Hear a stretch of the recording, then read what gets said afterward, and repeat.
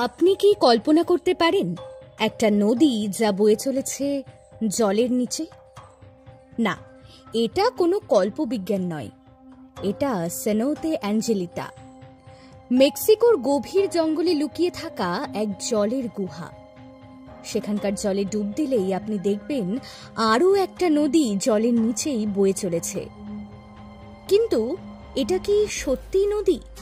না, এটা আসলে হাইড্রোজেন সালফাইড, যা জলের চেয়ে ভারী।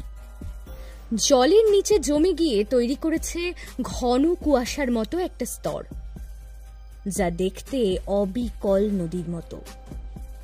এই স্তরের নিচে নামলেই আলো সম্পূর্ণভাবে নিঃশেষ, চারপাশে ভয়ঙ্কর নিস্তব্ধতা। এটা যেন এক ভিন্ন জগৎ। কেউ কেউ বলে জলের নিচে আছে অজানা কোনো গুহা, আছে প্রাচীন কঙ্কাল, আর আছে এমন কিছু যা আজও মানুষ জানে না। আপনি কি সাহস করবেন এই জলের নিচের নদীতে নামতে?